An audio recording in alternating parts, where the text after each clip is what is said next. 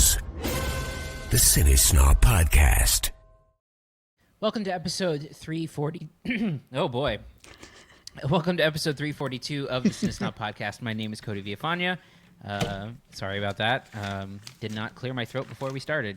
But hey, we've got a full show today here with Kiko Martinez and Jocelyn Durand. And we also have a full show because we have 5 movies to talk about. And so we're not going to screw around here. We're just going to get right into it. Here are this week's reviews. So the first of our 5 movies this week is Predator Badlands. Predator Badlands is a film that is directed by Dan Trachtenberg, who has sort of taken the reins of the Predator franchise, directing Prey, the Hulu movie from a few years ago, as well as Predator Killer of Killers, the animated film that we talked about that came out a few months ago.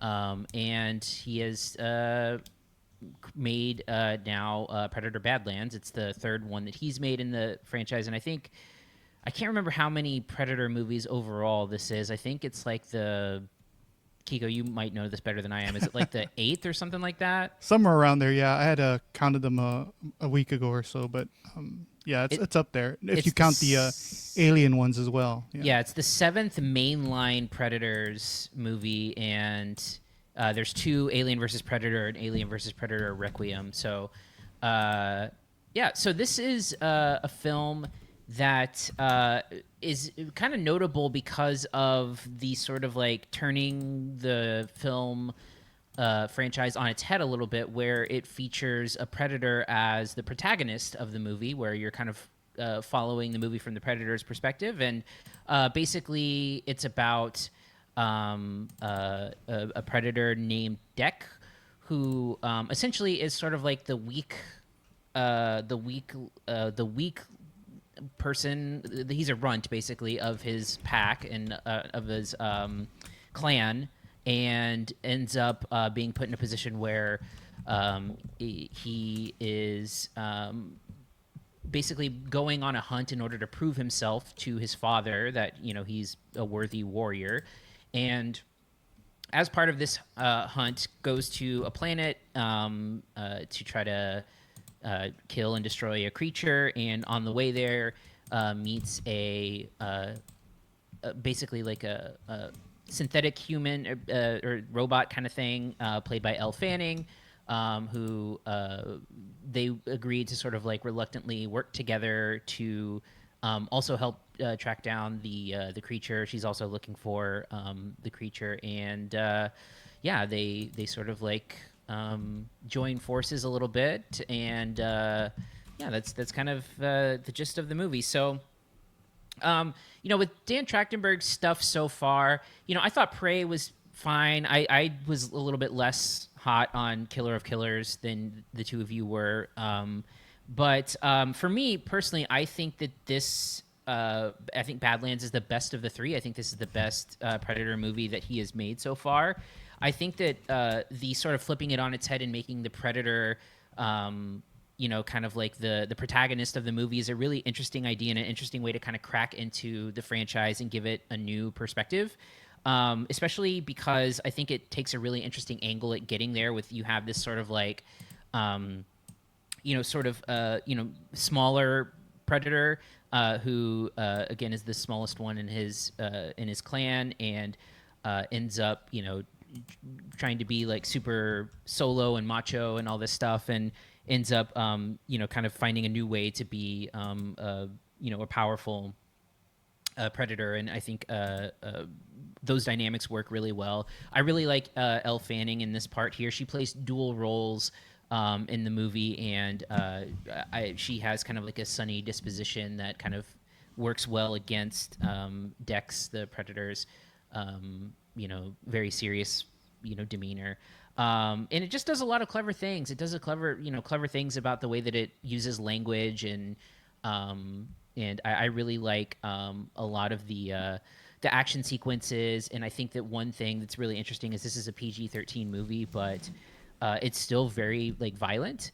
And I think the way that it gets around it is because everything that gets killed is either like, a synthetic part robot or like a alien or a creature or something like that. So there's really no blood, and when there is blood, it's like green. So it gets away with like a lot of like really nasty action sequences and keeps its PG-13 rating, which I think is a pretty cool workaround for that. And I just felt like this movie like hits its themes really well.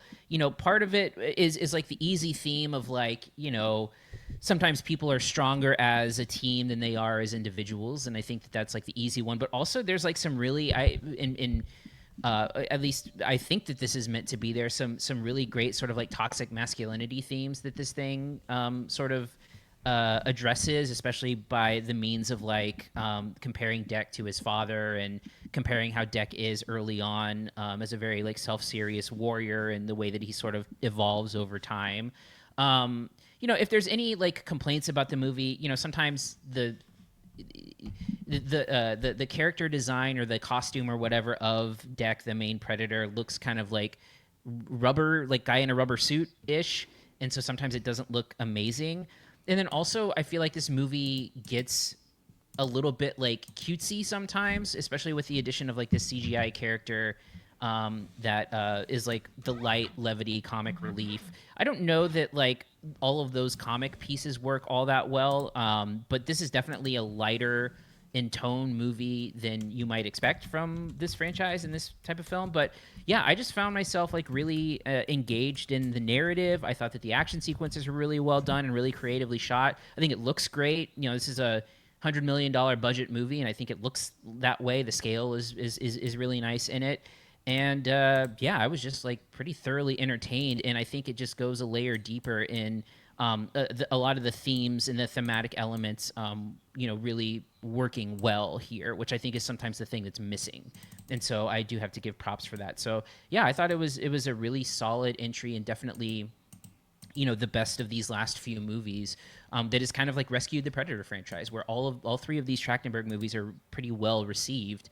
And interested to see where things go from here. So, Jocelyn, you did not see this, but Kiko did. So, Kiko, why don't you give us your thoughts on Predator Badlands? Yeah, I've been really impressed with Trachtenberg and what he's done. I did really like Killer of Killers, and I think I like it more than this one. But I did really enjoy this one as well.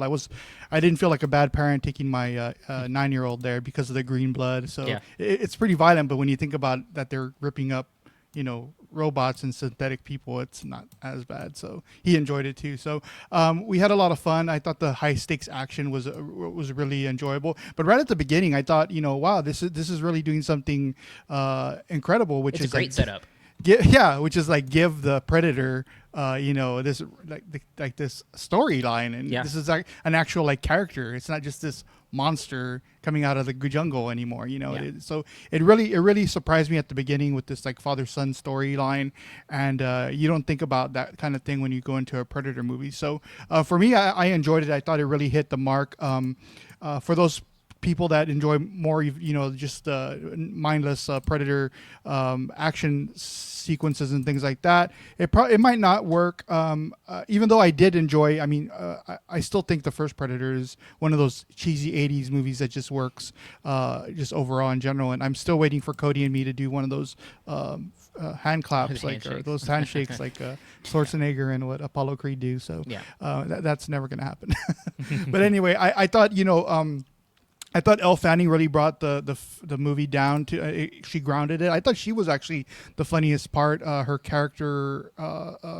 characterization of this robot girl, it was really impressive.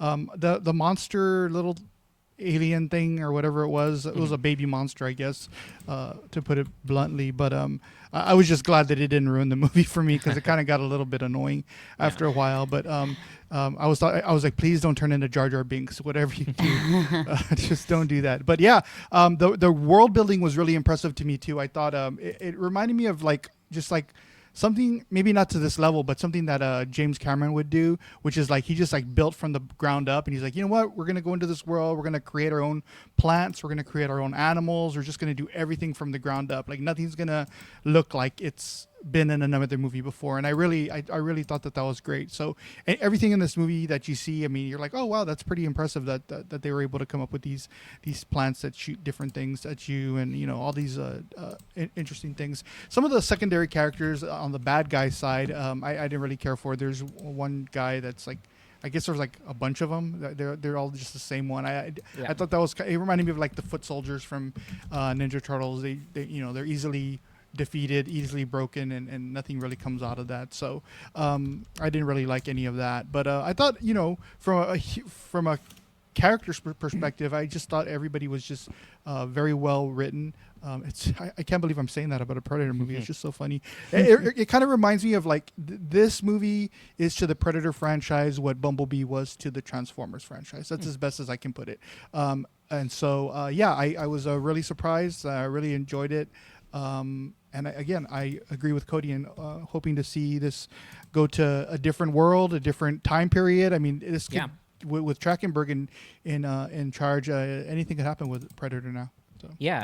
Yeah, and we'll get into final thoughts and grades and wrap-ups here because, I feel like this is like an extension of Killer of Killers where they actually introduce like interesting storylines to the dynamics. The only difference is that now the Predator is the one getting the interesting storyline. Like right. this Predator character in the movie has like an honest to God like character arc, and it's like so interesting to watch that like this character actually goes on like a journey and changes and evolves, and like there's this really like serious story happening with the character, and I think that that's the most impressive thing about it. Like this isn't your normal thing where like the Predator is just this lurking thing in the background killing people. Like it's a real story, and I think a story that not only does it get credit for creating a story, but for actually punctuating all of its themes like quite well.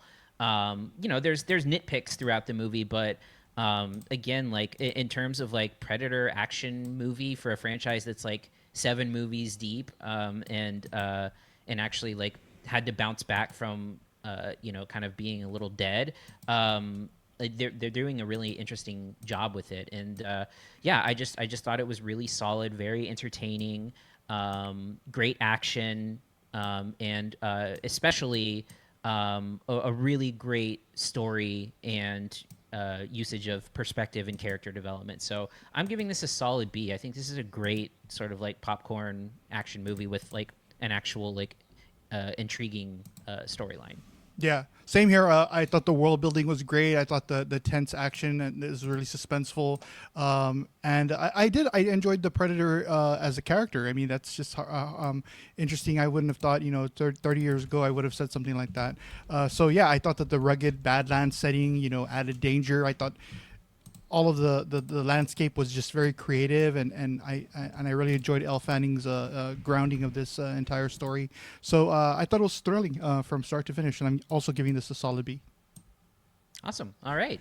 So let's go ahead and move on to our second film, Frankenstein. So Frankenstein is the recent adaptation by Oscar-winning director Guillermo del Toro, and written and directed by him, and somewhat, as I understand it, a bit of a passion dream project for Del Toro, who has been wanting to make Frankenstein for quite a long time. And kind of from my understanding, I'm not all that familiar with like the Frankenstein lore, but I believe this version kind of like does a few things a little differently in terms of like Frankenstein's, personality and ability to talk and some stuff like that. But it stars Oscar Isaac as Dr. Frankenstein, the surgeon who ultimately ends up wanting to he has like a fascination with death and creating life from death, and Jacob Elordi as the creature, the creation of Dr. Frankenstein, and kind of follows in like a 2-part setup of the movie, like the perspectives of each of those people, what Dr. Frankenstein's journey was to creating the monster, and then what the monster's perspective was as things kind of unfolded and unraveled. And I think that there's a few things about this movie that really like stand out to me in a major way. Number one, I really love the way that this movie starts. I think it has like a great opening sequence, like kind of revealing, the monster and sort of, its rage and sort of, violent streak. And I really like the way that it kind of introduces that and then kind of goes backwards to it. I think that, again, we talked about this a little bit with The Lost Bus, where, one thing these streamers haven't really done is like really create something that feels theatrical. And I feel like this movie is like entirely theatrical, and that's largely due to, Del Toro's movies for better or worse. And I'm a bit of sort of like a hot and cold on Del Toro overall. But one thing you can't argue is that his movies look beautiful, and I think that this movie is no exception, where the production design, costume design, like everything about this movie looks incredible. And I think that it's, I think production design and Oscar nominations are definitely in the cards for this. Probably, costumes, makeup and hairstyling, that kind of thing. Probably getting a lot of technical recognition. And so I just love the way that the visual style of it, that very gothic Del Toro look that looks really polished. And I saw it on the big screen, so I went to the theater to see this. It's on Netflix right now. But it looked great on a big screen and really felt like a theatrical movie. The other thing about it that I really liked was the performances. I think both performances are really great, and I think Oscar Isaac as the Doctor has a few scenes where he's like really incredible. There's this. I think my favorite scene of the movie is kind of this scene where he's speaking in front of a bunch of people, like displaying his idea, and it's like this very kind of like grotesque, kind of very Del Toro thing that he's doing in terms of like making something dead come alive. And just like the speech that he does in there, his performance, I think is like really great. Oscar Isaac is one of my favorite actors, and I think this role is really good for him. I think that what a lot of people are talking about, and I think the sort of like heart and soul of the movie, is the performance from Jacob Elordi as the creature, where early on in this creature's like life, he's very very much what you would expect from Frankenstein, which is just a kind of like a monster that is just basically making noise and can only say one word. And then it kind of flips things on its head a little bit when you get the second part of the movie and you see the way that Frankenstein ultimately becomes humanized. And I think that this sort of like narrative thematic elements of like what it means to be alive, and just sort of the idea of like the sort of like he didn't ask to be alive and he's like a creation, and like the idea of like living eternally by yourself, and like all of these other themes. I really like the way that everything comes together. I think that for me, I think this is Del Toro's best movie in quite some time, and I just really loved almost every element of it. I found myself pretty riveted throughout its entire runtime, and I think it's almost like 2.5 hours. It's 2.5 hours exactly, and I was never bored. I was entertained the whole time. I think that I like the way that it's split up. I like both perspective shifts. I think that the monster story is like really I don't know. It almost seems like there's a lot of like optimism, a lot with like Del Toro stuff, and I feel like that really shines through in that second half. So yeah, I was just really, really impressed, and I kind of like really love this adaptation. So Jocelyn, you saw Frankenstein? Yes, I did. All right, so we'll turn to you and get your thoughts. So my thoughts. So just going into it, I'd have to say that I appreciate Del Toro, but I'm not like a huge fan. I think that he can just be a little over the top for my taste. Of course, I do love a lot of his work, but it's never been my sort of cup of tea. And what I really loved about this is it felt like he was hitting like the perfect balance of his sort of fantastical sort of way that he likes to make movies, but like with more of a realism element. I really loved seeing like the like London and how gritty it was, and like you mentioned, the costumes, and everyone is talking about how beautiful it is. For me, I think some of the scenes sort of felt like like screensaver backgrounds a little bit. Like there was a little too like digitally like yeah, it's like okay, I know it looks beautiful, but there's nothing real. I'm not seeing anything real. But that's not to take away from it at all. That was just I just struggle with being like, wow, that's such a beautiful movie when it doesn't appear to be anything realistic. But as you mentioned as well, the performances really do it for me. I mean, Oscar Isaac is like, you just know he's going to be great, but I wasn't expecting him to be just so incredibly great. He is just incredible, but then also matched by Jacob Elordi, who I also did not, I mean, I didn't have any expectations. You know, he's this like heartthrob. I've seen Saltburn, Euphoria. I didn't have any expectations going into this. He blew me away. I think that, like Cody mentioned, he's really the standout of this. And the story was fine. I mean, I did like that he didn't really follow sort of the traditional story of, you know, the book or the original movie. Like when they start telling the story from the creature's perspective, and there's a little girl, I was like really trying not to get too attached to her because of what happens in the original movie. But then I was surprised to see that it went in a different direction with that storyline, and a really kind of beautiful storyline that they showed there. That was really surprising. Even talking about it now, I kind of get chills because it was just like so incredible to see where they went with it instead. And also Mia Goth. I am such a fool. I saw someone, I think on like Twitter or something, was like, can you believe that all they had to do was fill in her eyebrows and you didn't recognize her? And I was like, wait a second. Mia Goth played the mother as well. I had no idea. And I felt like that, like a total idiot. Like, yes, they fooled me. Like literally they just filled in her eyebrows and she looked like a completely different person. I thought that was so cool. It's like a little magic trick that Del Toro did. So a lot of really great stuff here, specifically the performances. I really had a fun time. I think like what you said, one of his best, I think if not his best movie by far. Yeah. I'm willing to say that. Kiko, your thoughts on Frankenstein? Yeah, I don't think it'll top Pan's Labyrinth for me. That's still my favorite one. But yeah, I was really impressed. I'm like both of you. I enjoy really good Guillermo del Toro movies, but I think he has a couple of stinkers on his on his resume, which I didn't realize how many people until this past week love Blade 2.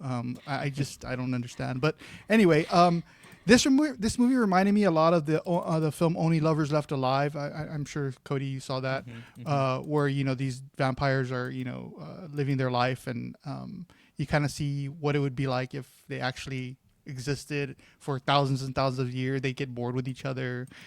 They'd have to go on separate vacations or they'd have to live like in separate countries for, you know, a couple of hundred years before they get back together. It just felt grounded like that in terms of Elordi's creature character, feeling very empathetic. I thought it's probably one of the most like empathetic versions of the character that I've seen, except for Frankenweenie, of course. You gotta love Frankenweenie. But no, I thought it was like just deeply humanizing, and it feels kind of like I'm rehashing everything that I said about Predator, because I mean, I guess when it comes to like the overall cinematic history of Frankenstein, he is a little bit more higher level than a Predator character itself. So I think Frankenstein's probably been done more than 8 or 9 times like the Predator has. So, but in seeing a lot of the Frankenstein movies that have come before, I just don't really remember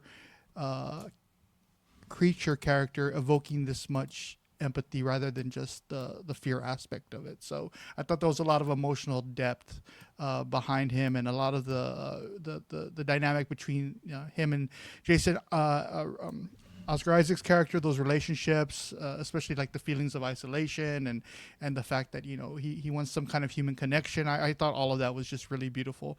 Let's of course not lose.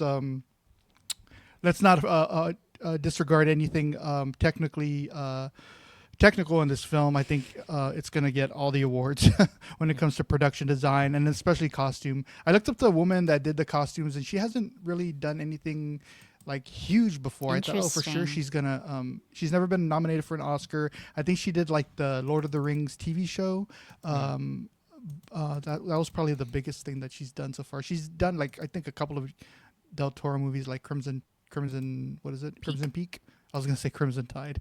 I know. But anyway, so yeah, I think I thought just the look of it was great. But I mean, it's nothing that you haven't seen from Del Toro before.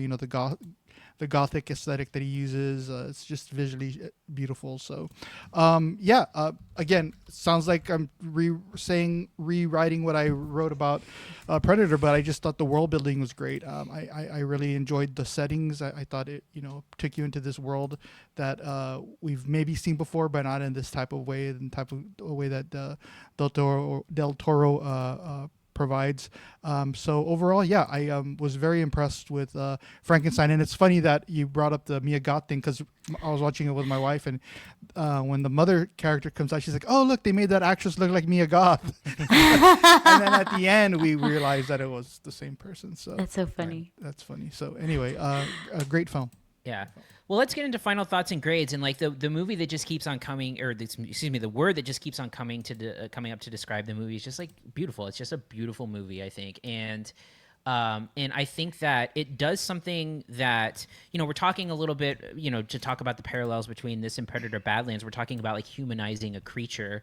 And I feel like this movie sort of like creates... that idea is like not new, right? Create like a monster has like, the human elements to it. This is one of the best examples I can maybe ever think of a humanized like monster story, where I just feel like it does really, really well at creating a very human story about this monster, being more human than the humans around it, right? And I think that is largely due to this very empathetic performance by Jacob Elordi that's like really fantastic, and especially like caked in prosthetics and everything else that's going on as part of that performance. It's just really great. And again, Del Toro is a director for me where it's hit or miss, probably miss a little bit more than hit. You guys like Pan's Labyrinth. Devil's Backbone is my personal favorite of Del Toro's. But this is one that really hits, especially when we're talking about sort of like mainstream Del Toro kind of stuff. This really stands out. So yeah, I was leaning between two scores, and like the more I think about it, the more I kind of land on this being one of the better things of the year so far. So I'm giving Frankenstein an A-. Jocelyn, your thoughts? Oof. Now I am trying to determine what is my favorite Del Toro movie, and I'm gonna have to figure this out later. Because I said Pan's Labyrinth, and I saw the light bulb go off. That may be you can't mess with the Pill Man. No, and but I really disliked Shape of Water, so that's like... See, that's a great, that segue, Cody was just talking about, humanizing a monster. They really tried with that one. Yeah. And you know what? My complaint about that one and this one, I didn't mention when we were speaking about it, but I did want to mention that I could have done without the love story. It kind of threw me for a loop. I thought it was more like she just admired him and saw him as like this. So the love but I guess that's because I'm arguing with myself now, but it could be like a different type of love that she had for him, which is now I'm liking it a little more. Yeah, I don't think it was romantic love. No, you're right.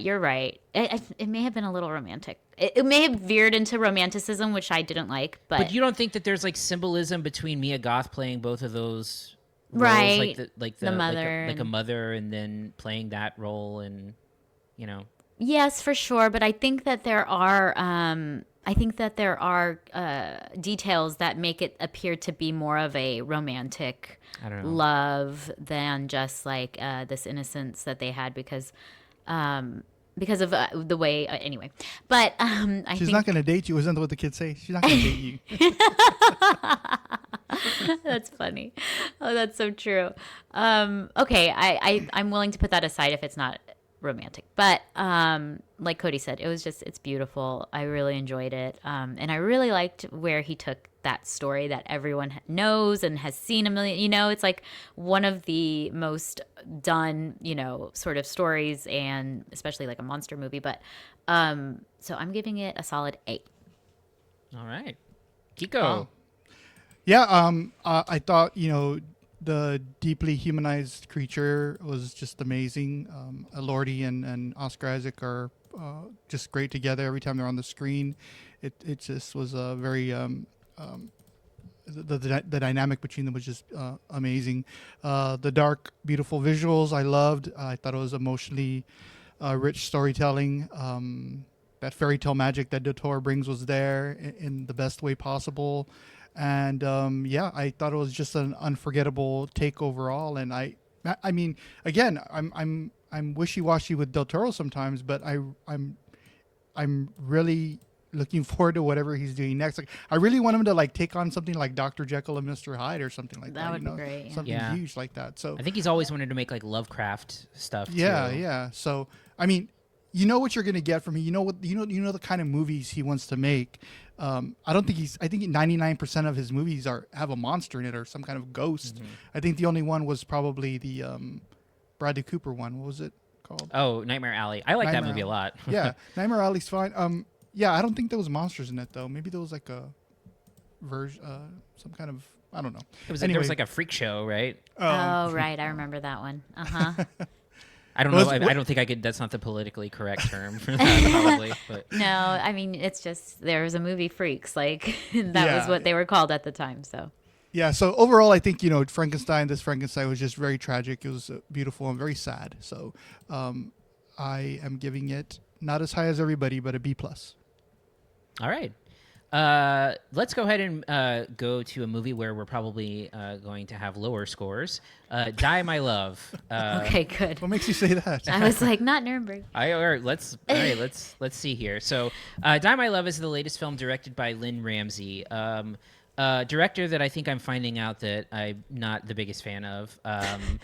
So I've actually only seen one of Lynn Ramsey's other films, which is one of the most like unpleasant movies I've ever seen in my life, which is We Need to Talk About Kevin. I did not see her most recent movie, You Were Never Really Here. Kiko, did you see that one? Oh, I that was in my top 10 that year. I love that movie. Okay. Yeah. I don't think I ever saw it, but I do not like We Need to Talk About Kevin. I don't. Yeah, remember. I wasn't a fan of Kevin either. Yeah. Kevin. Yeah. And so this is a film starring Jennifer Lawrence and Robert Pattinson. Basically, I believe it's based on a novel. And it is about a mother going through postpartum depression and having it sort of like escalate into sort of like a major mental health crisis, and that's basically all the plot there is in the movie, because this movie is kind of just like a series of scenes of Jennifer Lawrence acting, like a tiger, unhinged, Like a petulant child. Yeah, It's not. Yeah. Sorry. Yes, she's just very unhinged, crawling around on the floor, Unhinged. being a brat, breaking things. Being a brat is the best way to. Sorry. Yeah. I'm going to shut up. And this is the manifestation of her postpartum depression. And, it's one of those movies that is just, I think, like designed to be like visceral and unpleasant, just sort of like very in your face to try to give you like, I assume like a representation of what's going on with the character internally, like with screaming baby in the background and like, barking dog, repeating songs over and over and over again. Extreme horniness. Yeah. Oh, so No? I didn't mind that part. No. Yeah, there is some horniness going on here, yeah, I don't know. It's just sort of like I just found this whole thing is like almost like an endurance test of just like how much can you possibly handle of this meandering movie that's repetitive, showing you the same things over and over again, like really hammering home the point that like she's struggling and she's not doing well, and I think Lawrence is and Pattinson are both like adequately good in this movie. I don't think that neither of them are giving a bad performance or anything like that, but I just feel like the narrative is so thin, it's so metaphorical, it's so sort of like reliant on this lived in experience of like the unpleasant headspace of this character, and I don't think that it has, I mean, someone else here can maybe talk about this more, but I don't know that it gives any particular insight into like Kiko?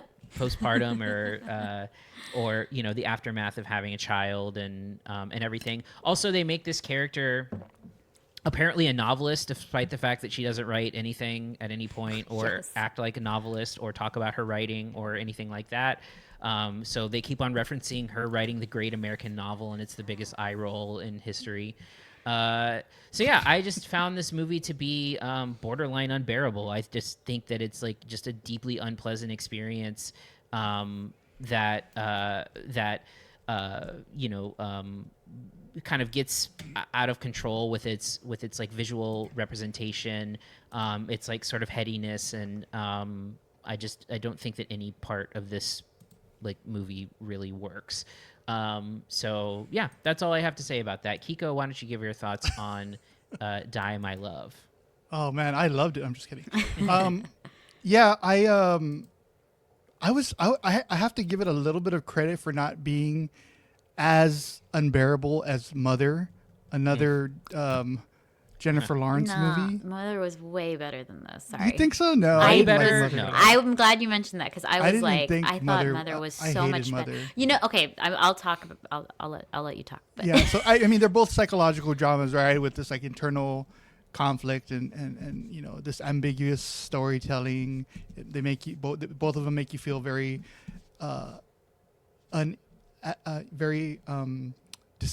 is discomfortable a word? Like disoriented? Disoriented, I guess. Uncomfortable would be the word. Uncomfortable. There you go. Why did I say Discomfortable. Why not? I mean, that's a sign of evolution is creating new words. So discomfortable is the new word. So yeah, I think both of them were a little bit provocative in a sense.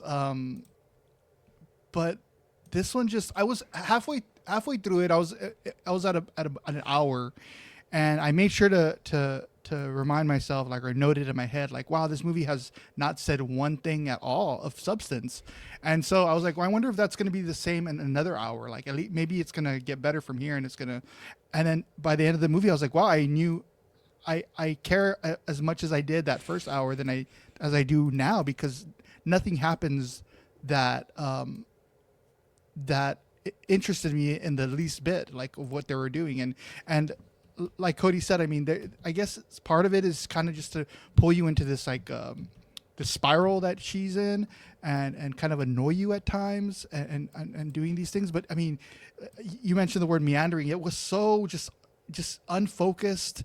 The characters I thought were underdeveloped. I guess I liked Jennifer Lawrence's performance because it almost seems like she was just free to do whatever she wanted. So I guess as an actress, that would feel good to be able to kind of experiment with a character like that. So I can give her some credit for that. But I just thought the whole thing was just very slow. The pacing was just it just went way too slow for me. And just the dialogue between them didn't feel real. It didn't feel grounded. It felt like awkward a lot of the times. And then, of course, at the end, there was like absolutely no payoff or no resolution to anything that happened. So, I like movies that are, on the fringes of Hollywood, and this is one of them. I think the director did a great job with her last movie. I really loved what Joaquin Phoenix did in that role. It was a violent film, and maybe that's what this needed. I don't know. I'm not sure. I mean, I know where I land with it, but I just don't know what they were trying to prove, other than watching this woman kind of go in circles and then kind of crash. So, yeah. All right, and Jocelyn, your thoughts on Die My Love?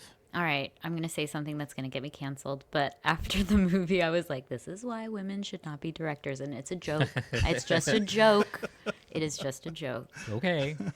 But my God, I hated this movie so much. And I'm so glad that, Cody, you feel the same way, because I was messaging him the whole time like, this sucks. Like, I am in so much pain. Like, I don't know. There's bad movies, and then there's movies that are trying so hard to be good that just miss the mark so far. And that's how I feel this movie is. And I've heard interviews with Jennifer Lawrence explaining, like, oh, it's poetry, and it's like and I feel like that's what Mother did. Mother was poetry. Like, it's extremely absurd, and it's poetry. Like, you can tell, fine, yes, it's not the best movie in the world. It's a limerick. No, it's more of a limerick. Like, there once was a girl from Nantucket. But No, I feel like Mother accomplished what this movie was trying to do better. Not perfectly, or wasn't one of my favorites, but I feel like it to me left this like lasting impression. Some of the scenes I still remember to this day, and thought about when I became a mother. And I feel like that's what this movie is trying to also do, and just missed the mark entirely. I think also that I've heard from some interviews, because even when I was watching it, I was like, she's doing her women under the influence thing. And you can tell that, and people have said that, like, oh, this is very women under the influence. And I feel like that's insulting to women under the influence, because that's a brilliant, performance by Gina Rowlands. And this is like a petulant child, like a bratty woman baby, like I don't get it, and I hated it. I'm sorry, that's all I can say. Even the performances, like she's trying to be so like, oh, just free, and it's just, you can tell that it's not. It's so calculated. Every weird tick is just so overthought, and I just really despised it. I don't know how else to explain it. I also thought Rob Pattinson was miscast. I do not see him. I think that they could have gotten like a really I think it should have been an American in that role. He's just too like classy and European to be playing this like beer drinking, shitty husband to me. I'm like, I don't buy it. I just see like you have with a cigarette, Rob Pattinson. You just look like a European man. And what else do I want to say about it? I just literally was just like, this is painful to watch, and I really despised it. So that's it. All right. Well, so we'll get into final thoughts and grades. And yeah, I mean, for me, it's just an unpleasant watch. And I feel, the main thing that I thought when I was watching it is like, when you tell people that you like independent or art house movies, like this is the thing that they probably think of when they're thinking like, yes. Oh, you're so snotty and like, elitist and stuff like that. It's like this type of movie is what gives it a bad reputation. 100%, yeah. And so I feel like this is just like art house gone wrong here, and just again not a fun watch. Doesn't have anything profound to say about postpartum depression, because it's wrapped up in like 10 layers of visual metaphor and repetitive type stuff, and maybe the whole point is to be a visceral representation of it, but that doesn't make it a pleasant watch. There's another movie that kind of I think does this type of thing way better, which is If I Had Legs I'd Kick You, which I don't know if we'll ever get to cover because I don't know when it's going to open here, but that is a movie that I think does this kind of thing much better. So I'm going to give this a C-. Kiko, your final thoughts and grade. Yeah, I'm right on the same page with you. I thought overall it's just emotionally hollow. That's the biggest problem with it. I mean, it has nothing to say. It made me feel absolutely no way for these characters. I know isn't postpartum depression something you need to know as a counselor, like how people. Anyway, yeah. I just thought that was interesting because you're into like movies that kind of delve into those types of things. Anyway, yeah. I just thought it was. I love using this word for these types of movies, and it's just the word's pretentious. It's pretentious rather than meaningful. It left me feeling super frustrated. I wasn't engaged whatsoever, and but I'll give it credit for being better than Mother. I hated Mother, so we'll have to go. We'll have to go back to my. I'm gonna have to find my review for Mother and see what I gave it. I probably gave it a really low grade, but I'm gonna also give this a C-. All right, and Jocelyn. But at least with Mother, like I said, there's still images in that movie that have stuck with me, like however many years later. And like you said, eating with the baby, that part, yeah. I mean, well, no, just like parts of that scene, like just certain elements. Well, actually, in this movie, not that part specifically, but different parts of that scene. I was fearful, at least for the baby. I thought the baby was going to get smothered or yeah. something. No, and I messaged you. I'm like, it doesn't have the balls. It doesn't have any cojones. This movie, like at least Mother was doing stuff. I would suggest you still. I know y'all didn't like, or Cody didn't like Kevin, and you haven't seen. Have you seen Kevin? Her second movie is really, really good. The Joaquin Phoenix one. Yeah, it's really I need good. to see that. Well, I have to because apparently, I know people are big fans of hers and this is not the best introduction to her. And I will argue that this was not about postpartum depression. It was about a narcissistic bipolar person. Like, she's so narcissistic. The sexual elements, she uses sex like as a tool, which is like, narcissistic personality disorder if we're being specific with mental diagnoses, which which I am not. Queen. Yeah, which I am not a professional, and I don't have the degree to say, but Cody could I think agree with me that that it didn't even speak to me as a mother who has gone through all of that. And anyway, so I'm giving it a C-. Totally forgettable, like Kiko said. It's like one of those movies that just like you get out and it's just like, okay, like, that happened. Yeah. I think that's what I'm going to quote you. That happened. Quote for this. That happened. The full quote, perfect. Yeah. I love it. It's perfect. All right. Well, then we'll go ahead and move on to our next film, Nuremberg. So Nuremberg is a historical drama film that is written and directed by James Vanderbilt, and based on a book called The Nazi and the Psychiatrist, and tells the story of how a psychiatrist played by Rami Malek was assigned with basically assessing Hermann Goering in the sort of wake of World War II. To stand trial for what ended up being the Nuremberg trials, trying Nazi officers with like an international tribunal of different countries, charging them with war crimes, and basically gets into the relationship that they developed in terms of like his assessment of Goering and some of the other officers, as well as what went into building the case against them, and sort of kind of how the legal, how it set legal precedent for charging war crimes and things like that. So I'm a little torn on this one here because I feel like there's a couple of things that it does well and a couple of things that I feel like it doesn't really do all that well. So when we're talking about like the performances, so I am not like the biggest Rami Malek fan. I think he gives like a very similar performance in most things. And most of his scenes here are with Russell Crowe playing Goering. And I feel like Russell Crowe is kind of like acting circles around Rami Malek throughout most of this movie. And I feel like it shows. And I feel like it's problematic because I feel like he's just not matching him toe to toe in these like big, dramatic, drawn out scenes. And I think that it's like moderately distracting and kind of like takes me out of it because I'm just like, he just doesn't seem up to the task of what is like a really great performance from Crowe.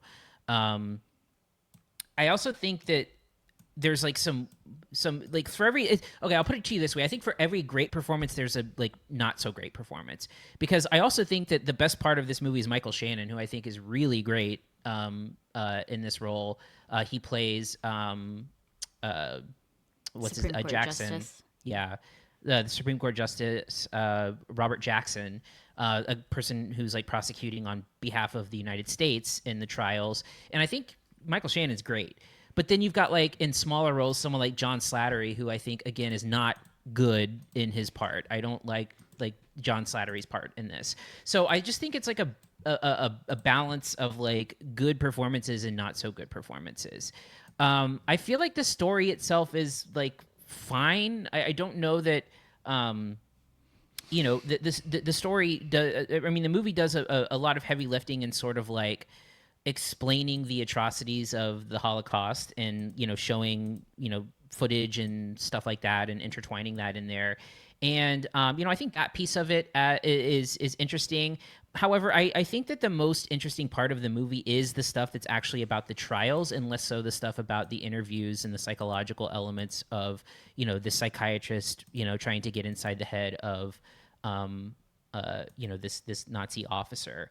And I especially feel this way because there's a moment in the movie like where Rami Malek is like sort of, it hits him like how bad the Holocaust was. And that scene is just like really, I'm like, okay, why is he like all of a sudden... Now, I get that, like, this is probably, like, this comes after in the court they had watched, like, footage of it. And I realized that maybe, like, this is the first time he is seeing the footage of everything. But, like, he knows what he's on trial for, right? Like, he knows, like, what he's being accused of here. And yet he, like, barges into his cell and, like, is like, this was bad. You're bad. Like, and it's like, yeah, we know. And so to the point of that, I think it's kind of like... It doesn't really work there, and I also kind of have mixed feelings on the way that it sort of like tries to create a sympathetic story with Goring's family, and like wife and kids and stuff like that, and he kind of like delivers letters. And again, I get that part of this is like showing like Goring's sort of allure and how, you know, as a psychiatrist he may have like got caught in the fascination with it, or, you know, the like friendship development of it all. But I don't know, it just feels like very sympathetic towards this Nazi's family, and I don't really know that really kind of does anything for me there. So I think that like the most interesting part about this, like if this was just about the trials and this like psychiatrist thing was happening in the background, I would find it to be more interesting. Like if this was about how they developed the legal strategy that they were going to use and blah, and this was like a component of it. But the idea that the psychiatrist component of it is so heavily part of it, and a lot of these scenes are like really dramatic scenes with Rami Malek and Russell Crowe, one of which is like performing much better in my opinion than the other. I just think it ultimately feels like a bit of a misfire. So yeah. So Jocelyn, I'll go ahead and go over to you for your thoughts on Nuremberg. Okay, interesting. Where do I jump in on that? I think you're absolutely correct. I think Russell Crowe is by far the best part of this movie. Like, I think I have never seen him act so well. I mean, he is literally speaking German. They're not doing that bullshit thing where they just give like him a British accent or something.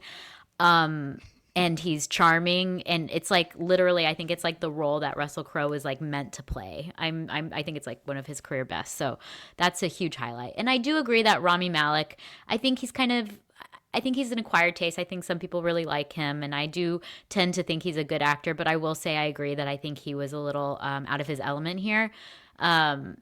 Just sort of not equipped to stand up to someone as, you know, incredible and with like such gravitas as Russell Crowe has. But I will say that I disagree about the realization of like that World War II was bad, because what I kind of liked about this movie is that I was thinking the whole time, like, you know, he's really he's being sympathetic to this Nazi, and then to see the scene where it's like it's not that it dawns on him. I really think that they did not know what was happening. It's like I told you, I don't think that they were advertising. Do you think he's on trial though? Because of World War II. Like he's a war criminal. He's on trial for his role in the war. He wasn't on trial for concentration camps. I feel like this was the first time not just the doctor but the world was seeing. It's literally like newsreel footage of them going in there and literally seeing the devastation that they were doing. Right. I honestly believe that's a huge moment, because it explains why he had been so sort of sympathetic to the doctor or to the Nazi before that, or not as like angry about the atrocities that we know. We have the hindsight of being, you know, years and years of knowing what has happened. There was a moment that people don't agree with this, learned about what concentration camps were. Do you know what I mean? Like, yes, that had never been even imagined before. But Goring talks to him, to his character, about concentration camps earlier in the movie when they're. But I'm sure I'm sure he's read about it. I'm sure in a newspaper. You know, like this is not 2025 where we have freaking feeds of like, you know, children being bombed. It's like literally news would trickle. Like he probably saw an article one time that mentioned concentration camps, and they're like, "What are those?" And they're like, "They're terrible." Doing so much heavy lifting. I just really think I like the idea of like, this is the moment when the world was learning about the atrocities that happened. Do you know what I mean? Like there was a moment before and after. Like I think but that's they were kind not of like on trial for launching World War II. Yes, they were. They were literally on trial. Like Hitler had just died. Like he literally died at the beginning of the movie. And you're saying nobody knew that 6 million Jews had died at that point. They were not advertised. It's not like they were like they were not putting in like having,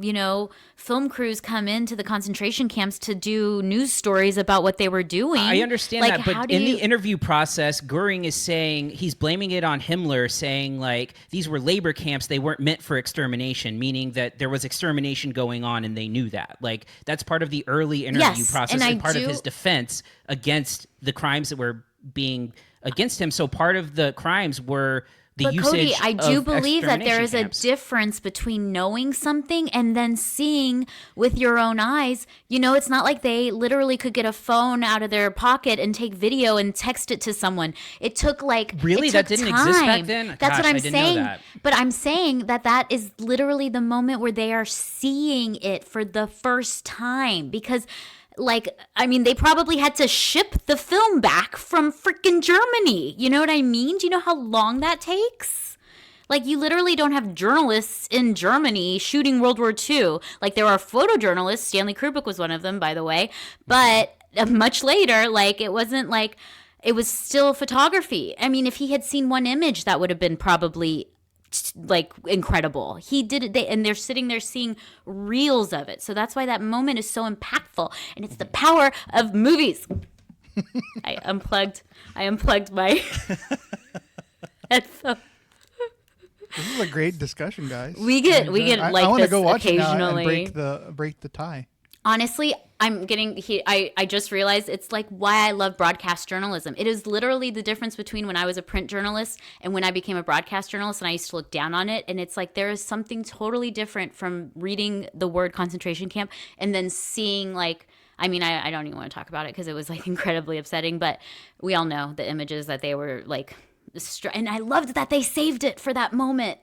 It was so incredible and powerful. So I think that is what makes that scene so incredible is that it is that powerful is what I'm trying to say. Kiko. I missed this one. I'm gonna have to go back and watch it. Oh no! Oh, that's right. You didn't see it. Damn it! We don't have a tiebreaker. All right, so we'll get into final thoughts and grades then. So. So for me, I think that there's a handful of very powerful performances as part of this, but I feel like a narrative that is that doesn't really do anything particularly interesting.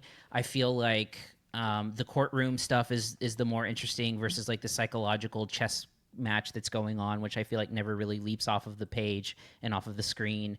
I feel like Russell Crowe is sort of overmatching Rami Malek throughout most of the film, and when it's supposed to be these two people cat and mouse toe to toe thing, I just think he's acting circles around him. So yeah, for me this is a very mid historical drama that I just don't think I'll think about anytime ever again. So I'm giving it a C+. I think it just misses. Jocelyn, your final thoughts and grade. Ooh, I think Russell Crowe is going to be nominated, and as he should. I also agree with you that Michael Shannon, when is he ever not good? I also really enjoyed seeing Colin Hanks in there just because of the throwback to Saving Private Ryan. I thought that was a nice little nod. I think honestly, as far as World War II movies go, this is up there for me. I loved it. Especially you hear Nuremberg, you think it's going to be this boring courtroom procedural. But I think they did a great job of sort of making it extremely interesting from beginning to end, with Russell Crowe's performance, with the realization that that's why they hadn't been, really talking about or showing anything that was happening until that moment when Rami Malek sees it, and kind of the whole movie kind of changes to the ending, which I really loved. I really like this movie, so I am giving it an A-. All right, so we'll go ahead and get into our final film, Christy. Now, this was the opening film of Austin Film Festival, as I mentioned, and Austin Film Festival is where I saw this film, and it stars Sydney Sweeney as boxer Christy Salters, who later became Christy Martin.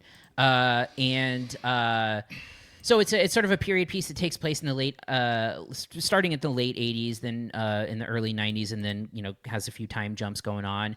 And basically shows the rise of this boxer who was one of the best known female boxers of the 90s and 2000s, and her relationship with her coach, who later turned into her husband, and basically shows the sort of challenges that she went through, especially because she was basically like closeted throughout all of this, and so it is also showing how she was like hiding her sexuality and sort of married a man as part of this to kind of keep the spotlight off of that, and so this boxer is from West Virginia, and so everyone has like a very like West Virginia Southern accent, and I don't know that anyone is really pulling it off with any kind of success. I actually think that Sydney Sweeney is a pretty good actress. I think that she's had some really great performances. I think her performance in Reality is the one that she's in. It's like the Reality winner one, right? I think that she's excellent in that movie, and this is just a performance that I don't think is very good. The accent feels so fake and put on. It's sort of like Southern cosplay, throughout most of the movie, where everyone has this really bad accent, and it again feels like Saturday Night Live sketch level, like bad accents and stuff like that. I don't, this movie can't even get really a memorable performance out of Ben Foster, which I think is really hard to do, as he's like a really great actor most of the time. The boxing scenes are fine. There's nothing really to write home about, but I think this movie is just like super generic. I don't think that any part of it really works. I don't think the acting performances work. I feel like Sydney Sweeney trying to do this sort of like cocky, Muhammad Ali, style, shit talking, I don't think ever really feels believable at any point.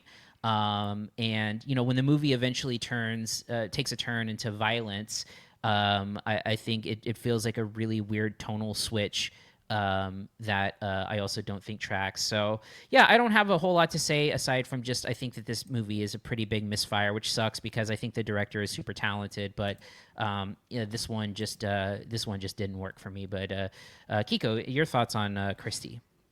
Yeah, when it comes to sports movies, sports biopics, I still think that the most inspirational ones are baseball, but I would say that boxing comes in a close second. So I just really don't understand, after all of these types of movies have come out in the course of cinematic history, how somebody could take a story like this and just like put it into a PowerPoint template. Like, it's just that formulaic. Like, the plot, I mean, the way that, I understand that some things are going to be repeated, right? Some of these tropes, whether it's like, the characters, rise to fame and then their downfall and then they rise back up, all the training montages. I mean, that's going to happen. But I mean, does it have to be so uninspirational? I mean, especially with a character like Christy Martin, who was like, nobody cared about, women's boxing back then when she started. So I mean, she was a big deal in breaking the glass ceiling type thing, but none of that is shown in any kind of like in any kind of important way. So I just thought all of the characters were just surface level stuff. I didn't see any of the motivation behind any of their anything that they did. There was no emotional arc. It just didn't connect with me whatsoever. Sydney Sweeney, I really loved her in reality too. I thought that movie was underrated and underseen. I don't think too many people even know that it exists. But like I said, the conflicts that these conflicts that she's having, these setbacks in her life, those are all pretty easily anticipated that they were going to happen, and then but then there was no emotion after that as she rises back up and tries to fight for who she is, because that's really what this movie is about. And I just thought everything was forced. I thought all the emotion that was put on display was forced. I thought, the connection or the relationship between her and her trainer / husband was forced. And then the boxing itself. I mean, I'm glad that boxing movies have gotten better in terms of being realistic in the boxing ring. It's not like Rocky anymore, even though Rocky's a great film. The boxing scenes in that movie are horrendous when you look at them now and what they can do now in terms of a realism in the boxing ring. But none of it was exciting. None of the boxing scenes were exciting for me. I just thought they were really weak. And I can't think of anything memorable about this film where I could be like, oh, wow, that's a great boxing movie, and I think that's what it comes down to for a movie like this. You just want a really solid sports inspirational boxing movie that doesn't hit every single cliche, and this is exactly what this one does. So, yeah. All right, so we'll get into final thoughts and grades, and again, just nothing of substance going on here. I think legitimately bad acting, bad accent work. I think Sydney Sweeney is a miscast here. I don't think that she is believable at all as this tough female boxer with the ego. Like, everything feels so put on and fake. Not to mention the boxing elements don't work. This sort of rise to fame story I don't think works. The abusive husband story doesn't work. So for me, it just kind of fails in every direction. So I'm giving this a C-. I don't think that it's unwatchable, but it is definitely not good. Kiko, your final thoughts and grade. Yeah, as a sports biopic, I just thought it was cliche. I thought the characters were really shallow and it hit every single beat that I would have assumed a bad boxing drama would. And you got the training montages, you got the forced inspirational moments and emotion, and just a lack of depth overall. So just a forgettable narrative and very little originality in this one. So I'm giving this one a C- as well. All right. That's going to do it for this week. Next week, our theatrical releases are Edgar Wright's The Running Man is out. And then we'll kind of see what else we're going to do. There's a few things out there like Now You See Me, Now You Don't, a movie I saw a couple of weeks ago after a live podcast recording with Ted Danson, Woody Harrelson, and Jesse Eisenberg. So that was cool. And then Keeper, the new Osgood Perkins movie, also comes out. And I think there's also some streaming stuff that I don't have in front of me right now, so we'll see. But we'll have a handful of movies to cover as we get closer and closer to the holiday season and the awards run coming up here. So if you want to find us, you can reach out to us on social media and look for CineSnob wherever your favorite social media is found. We also have a YouTube channel that you can subscribe to. Kiko, anything to look forward to on the interview front on the YouTube channel? Yeah, now that we've bashed the hell out of it, go to CineSnob.net this week and check out my interview with Ben Foster from Christy, who plays Christy's husband and trainer. Yeah. Cool. All right. It was a great interview. Yeah. I bet. About a bad movie. Yeah. All right. So, that's going to do it for this week. So thanks, everyone, for listening, and we'll see you next time. Thank you for listening to the CineSnob Podcast. To read reviews, interviews, and more, visit CineSnob.net. See you next week.